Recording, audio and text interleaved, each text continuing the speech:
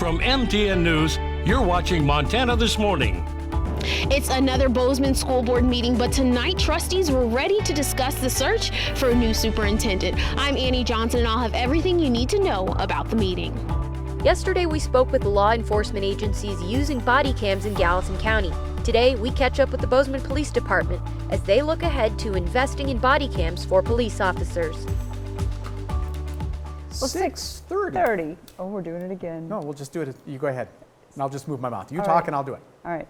6:30 on your Tuesday. You're watching Montana This Morning. Holly Brantley, Chet Lane, and Matt Elwell here. And Matt, how cold's it going to get today? You know, I have this overwhelming feeling. I just want to hit a golf ball. Oh, yeah. It would but crack I don't right want in to half. spend any time outside. It would crack right in half if you did. Absolutely. Temperatures are below zero this morning. You're going to want to bundle up on the way out. I do expect wind chill values at times to be near 20 below for parts of the area, even with a very light wind. Now, our skies are trying to clear. We do have the potential of a couple of isolated snowflakes into the afternoon. Temperatures are going to be slow to progress. I think we'll be into the teens, but I do expect to see a few flurries late in the day. Don't think it's golfing weather yet, although it's nice to have temperatures or your scores below zero, just not the temperatures. We'll talk more about your forecast coming up in just a few minutes. Thanks, Matt. Bozeman School Board trustees are weighing in on whether to begin a nationwide search or hold off on that and appoint an interim superintendent. MTN's Andy Johnson reports on what board members want to wait. It's been about 3 months since Bozeman Superintendent Bob Connors was placed on administrative leave. Now school board members are ready to begin the search for a new superintendent. I feel like we're in a good spot. Normally, if you're in a super ideal situation, you're posting and getting to work on these things about mid-January, but I don't feel like we're too far out of that time frame. A lot of Monday's meeting focused on whether the school board should vote to begin the process of a national search or to appoint an internal interim superintendent for the following school year. A lot of it's a perception thing. If you've got an interim superintendent, I think you're kind of giving the folks the impression that this is not a permanent situation, and there's all the feelings and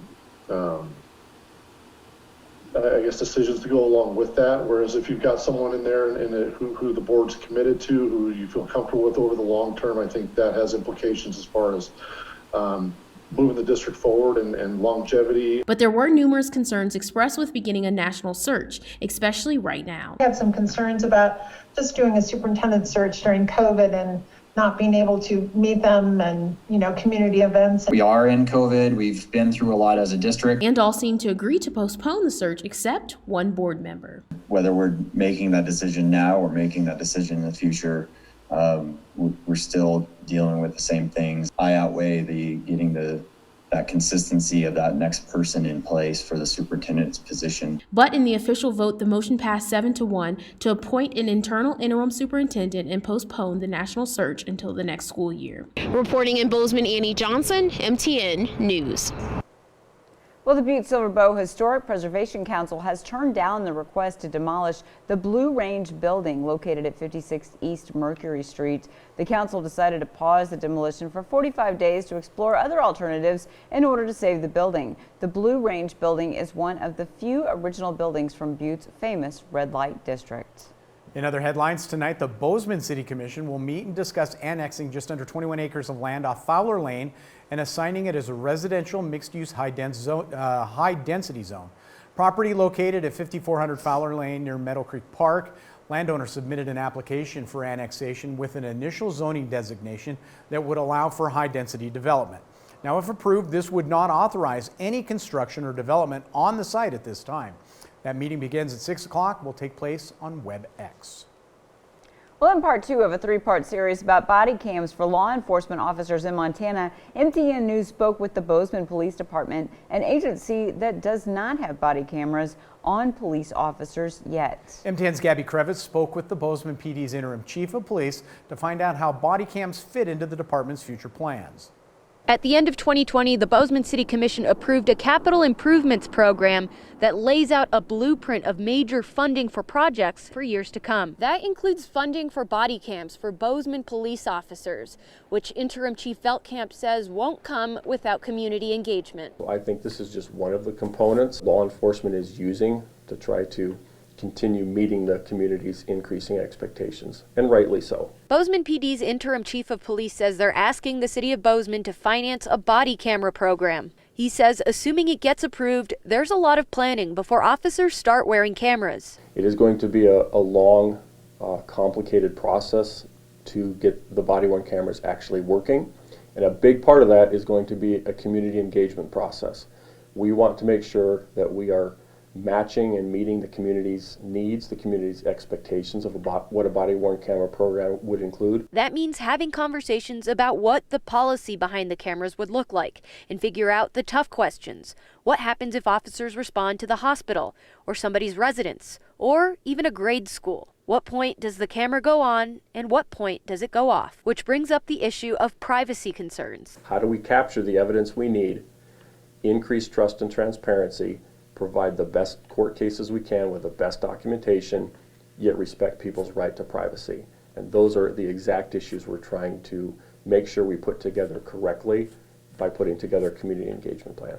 But at the end of the day, Veldkamp says residents need to remember the limitations of the body cams. Communities often see the body-worn cameras as the solution to so many of the issues and concerns they have about law enforcement.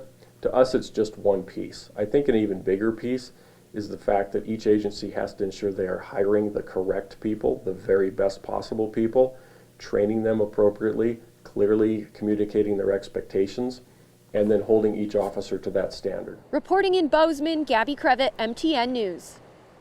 Now tomorrow, Gabby sits down with the Montana Racial Equity Project to hear its thoughts on what body cams could mean for residents and Black, Indigenous, and people of color within our community. Well, Congress taking new steps tonight to pass President Biden's economic relief package, which is expected to include more stimulus checks. But just because you received a check last time doesn't mean you were guaranteed to receive a check this time. Our Joe St. George explains.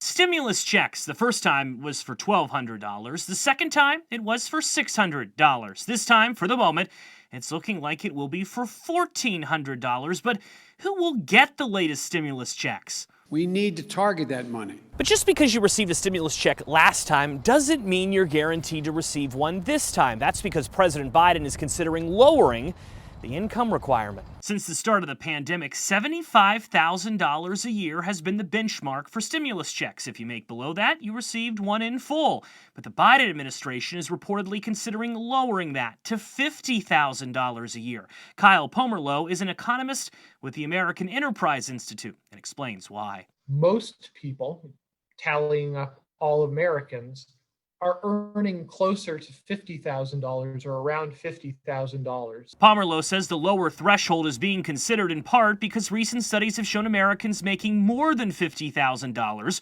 weren't hit as hard financially during the pandemic as those making under that amount. One thing that lawmakers also need to think about is the cost of the rebate. And cost is important, especially to President Biden in his effort to try and sway some Republicans to vote for this legislation. As far as timing, drafting of this bill is underway, but a final vote is not expected until mid-March. On Capitol Hill, I'm Joe St. George. Well, back here at home, Montana State has finally zeroed in on its next head coach. MTN Ashley Washburn has the latest. The process took a little over 2 weeks, but Montana State has finally found their guy. The university announced Monday afternoon that Brent Vigen will be the Bobcats' next head coach, replacing Jeff Choate, who left the program last month for a job at the University of Texas to be their co-defensive coordinator. Vigen is coming from the University of Wyoming, where he spent time serving as the offensive coordinator and quarterbacks coach. He was tabbed as the associate head coach in 2017 and helped guide the Cowboys to bowl games in 3 of their last 4 full seasons. But prior to joining head coach Craig Bull in Wyoming, he was Bull's offensive coordinator and quarterbacks coach at North Dakota State, helping the Bison win 3 FCS national championships. But along with his impressive resume, Vigen is known nationally for his ability to identify and mentor successful quarterbacks. He was the primary coach in recruiting and developing Buffalo Bills quarterback Josh Allen to Wyoming and Philadelphia Eagles quarterback Carson Wentz to North Dakota State. And as far as the Bobcats' current coaching staff, it's still unclear whether Vigen will be bringing anyone along with him, but Montana State did prioritize keeping their current staff together. We will, of course, update you if anything changes, and as of right now, his first game as head coach just happens to be against the University of Wyoming, which is set for September 4th. Reporting in Bozeman, Ashley Washburn, MTN Sports. And we can't wait to meet Coach Vigen. And get sports back to normal. There we go. That would be a Absolutely. really good thing. 6:39, we're going to take a quick break. When we come back, you've had COVID. Can you get it again? Can you reinfect people with it? Big questions. We'll try to answer that question when we come back. Plus, a look ahead at what our friends have cooking at CBS This Morning. Good morning to you. Ahead on CBS This Morning, the second impeachment trial of former President Trump begins today in the Senate. What this unprecedented moment in American history could mean for our country's political future. Also, the popular trading app that's Robinhood may have fallen short in protecting its users. Why it got rid of its customer service phone line. Plus, a former contractor speaks out about the company's long-standing problems. Lots to discuss there. And supermodel, there she is, Ashley Graham joins us. The champion for models of all sizes talks about her mission to change the fashion industry and make it more inclusive. Nobody like Ashley Graham. We love her. We'll see you at 7 o'clock on the dot.